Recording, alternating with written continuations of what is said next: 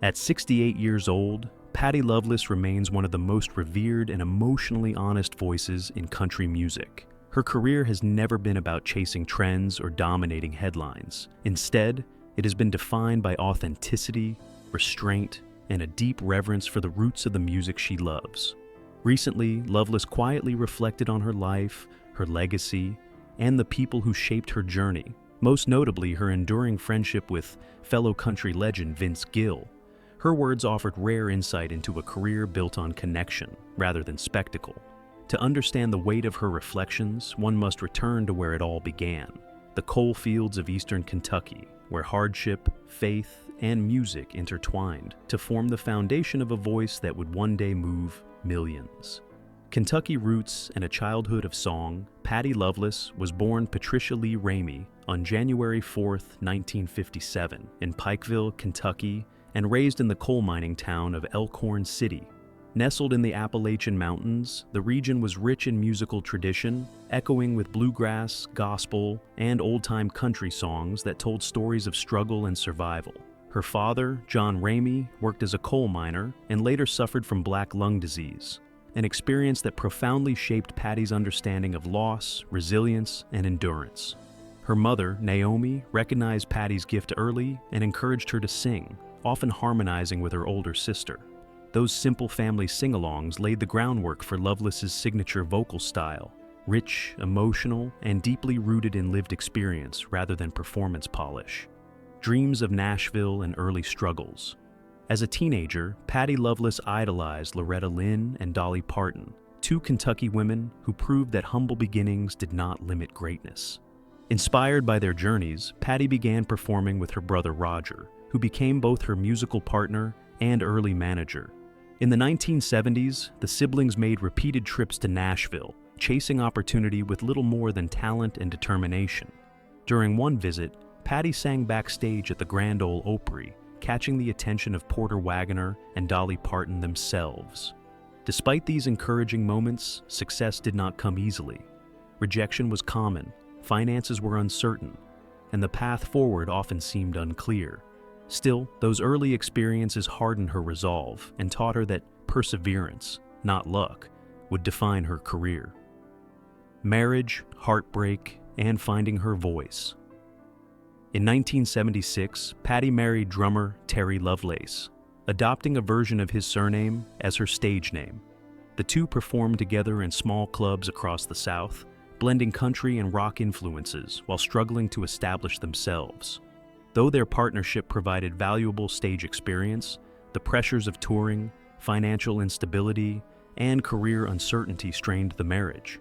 As Patty's ambitions grew, the relationship faltered, and by 1986, they divorced. The emotional toll of that period would later fuel some of her most poignant performances. Rather than breaking her spirit, the experience refined her artistry, deepening her ability to convey heartbreak with honesty and restraint.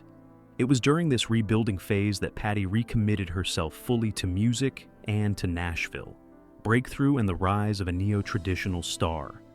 By the mid-1980s, Patty Loveless had established herself in Music City, and in 1985, she signed with MCA Records. Her early albums, including If My Heart Had Windows and Honky Tonk Angel, announced the arrival of a powerful new voice. Songs like Chains, Timber, I'm Falling in Love, and Don't Toss Us Away climbed the charts and aligned her with the neo-traditional country movement, which sought to return the genre to its roots. Unlike many peers who leaned toward pop crossover, Loveless stayed grounded in classic storytelling.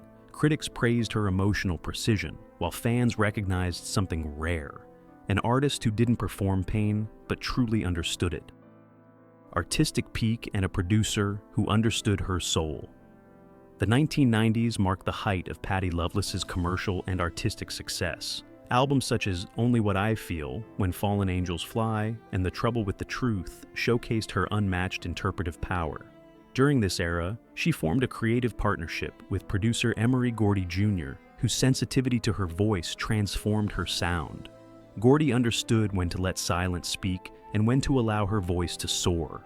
Their collaboration resulted in music that felt timeless, balancing vulnerability with strength.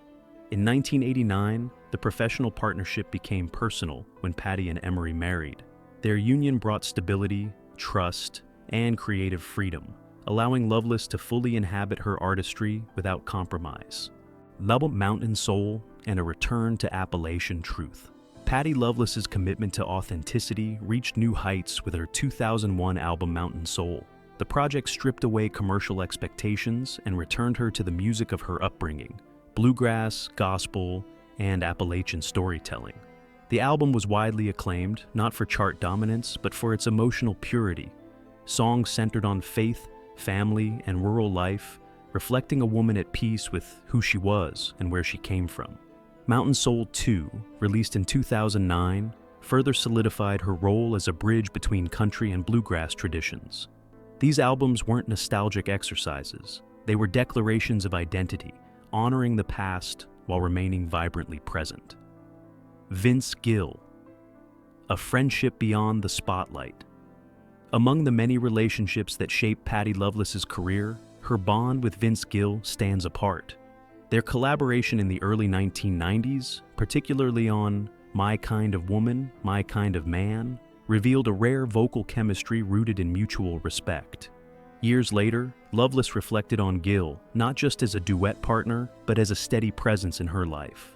She described him as someone who listened deeply, encouraged honesty, and reminded her why music mattered. Their friendship endured beyond fame, built on trust rather than ambition. In an industry often defined by competition, their bond remained grounded, generous, and quietly profound. Shared grief and the healing power of song. One of the most powerful moments in their shared history came at George Jones's funeral in 2013. Loveless joined Gill as he sang "Go Rest High on That Mountain," a performance that left audiences visibly moved. Gill's voice faltered with emotion, and Loveless instinctively stepped in, harmonizing without hesitation. Later, she described the moment as unplanned and deeply spiritual. The music, she said, carried them both through grief when words could not. It was a reminder of music's sacred role, not as entertainment, but as comfort, connection, and healing. That performance became a defining testament to the depth of their bond. Legacy, reflection, and a quiet grace. In recent years, Patti Loveless has stepped away from constant touring, choosing peace over prominence. Yet when she appears, such as her emotional performance at the 2023 CMA Awards alongside Chris Stapleton and Dwight Yoakam, her voice still commands reverence. Reflecting on her life and career, Loveless credits those who walked beside her, especially Vince Gill. She speaks not of fame, but of kindness, loyalty, and shared humanity. Her story reminds us that the heart of country music lives not only in songs, but in the people who carry them with humility and grace. Patti Loveless's legacy is not loud, but it is enduring, honest, and profoundly human.